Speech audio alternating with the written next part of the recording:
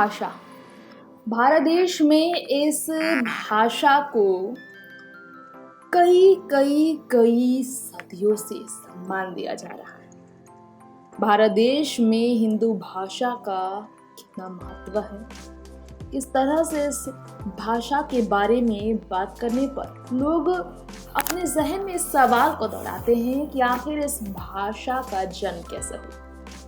इस भाषा के जन्म और इसके इतिहास के बारे में आज हम बात करेंगे आपके बीच। आखिर कहाँ से आई हिंदी भाषा और हिंदी भाषा का इतिहास आखिर है क्या। हमारे देश की ये राष्ट्र भाषा कैसे बनी, ये सारी बात हम आपको बताएंगे। अगर हिंदी भाषा के इतिहास के बारे में बात की जाए तो हिंदू शब्द से लिया गया था। इस भाषा का प्रयोग उत्तर भारत से सबसे पहले किया जाना शुरू हुआ। उत्तर प्रदेश और उत्तराखंड है आज, जहां पर इतिहास की अगर माने तो लगभग 2000 साल पुरानी है हिंदी भाषा। इसकी शुरुआत करीब 1000 ईस्वी में ही कर दी गई थी। 1000 ईस्वी से लेकर 1100 ईस्वी के बीच हिंदी भाषा का सिर्फ बोलचाल का शुरुआत किया गया। फिर 1500वीं ईस्वी तक लोग हिंदी भाषा अच्छी तरह से और साफ तरह से बोलने लगे। 1460 ईस्वी के करीब साहित्य सर्जन भी होता था। साहित्य सर्जन क्या है अब आपको बता दें। दोहा, चौपाई, गाथा, छंद सभी साहित्य सर्जन में होते थे। अब अगर बात की जाए महान रचनाकार के बारे में तो उस समय के महान रचनाकार गोरखनाथ, विद्यापति, नरपति, कबीर आदि थे। 1500 ईस्वी के बाद जब भारत में हिंदी का विकास पूरे देश में होने लगा तब बहुत बड़ा बदलाव आया। हमारे देश में मुगलों का शासन तभी शुरू हुआ। मुगलों की भाषा का प्रयोग हिंदी में होने लगा और फिर तब फारसी भाषा का प्रयोग करने लगे, क्योंकि लोग मुगल उसी को राजकाल में नौकरी देते थे जिसे फारसी भाषा का सही प्रयोग मालूम था।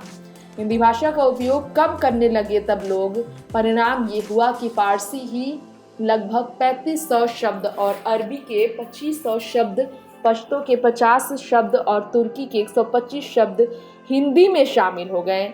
फिर इसके बाद विद्वानों और कवियों ने लोगों के बीच हिंदी भाषा बोलने के लिए श्री राम और कृष्ण की जन्मभूमि की ब्रज भाषा को शुरू किया और उस भाषा में काव्य की रचना की और लोगों को ये भाषा काफ़ी पसंद आया।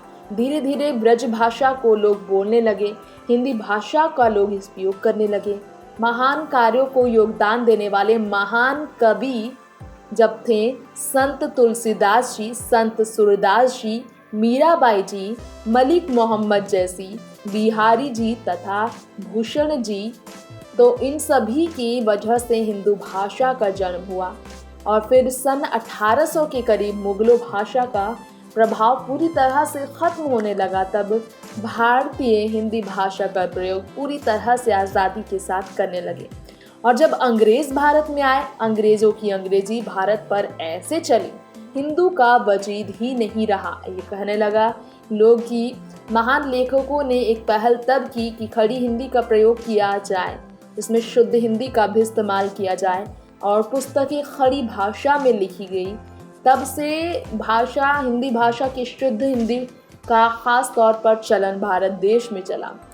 इसी बीच महात्मा गांधी तथा अन्य देशभक्त इस विषय पर पूरी तरह से सोच में डूबे रहे और इस पर चिंतन करने लगे।